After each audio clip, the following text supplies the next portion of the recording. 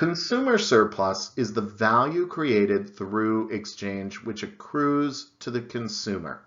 It is the difference between what consumers have to pay and what they would be willing to pay. Consumer surplus measures the consumer's gains from trade, and obviously we would like that area to be big. Producer surplus is the value created through exchange which accrues to the producer. It is the cumulative difference between the price earned when selling a product and the marginal cost of producing that product. Producer surplus measures the producer's gains from trade, and certainly producers want that area to be big. To really understand consumer and producer surplus, we should take a step back and ask, what is the economy for? The economy takes things like labor, capital, and natural resources and uses them to produce stuff that people need and want.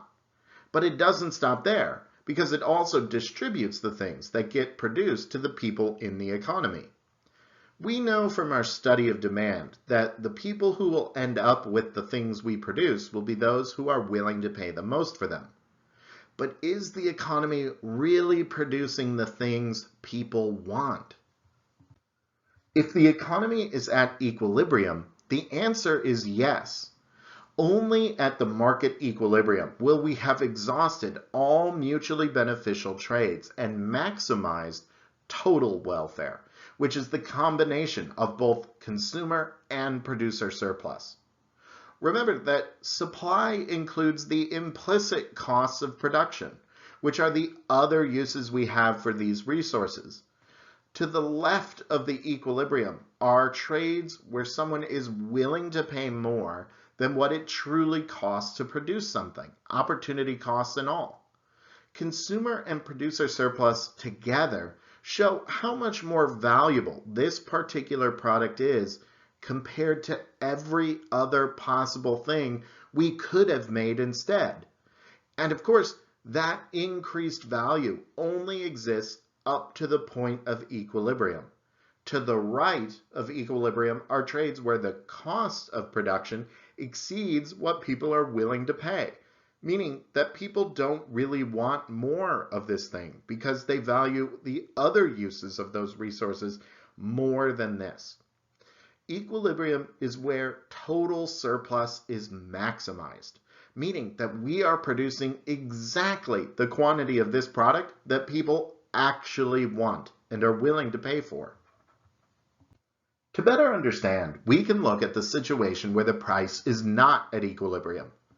If the price is too high and unable to come down, fewer people are willing to pay for the good, and the quantity demanded decreases below equilibrium.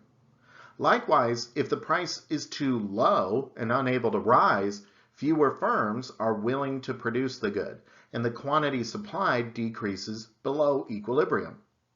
At these prices, whether high or low, there are fewer transactions than there are at equilibrium, meaning that there are mutually beneficial trades available that are not happening.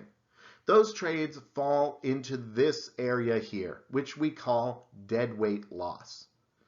Deadweight loss is the reduction in economic surplus due to economic inactivity. Within that black triangle are people willing to pay more than what producers need to earn in order to be willing to produce one more of that product.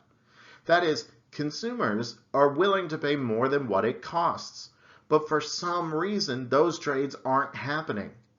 Deadweight loss is the lost value from exchanges that don't occur. Here, the economy is failing to produce more of a product that people actually want. You'll have to wait a few chapters to see what sort of conditions lead to deadweight loss, but what we can note right now is that markets in equilibrium don't have any deadweight loss, and that is a good thing.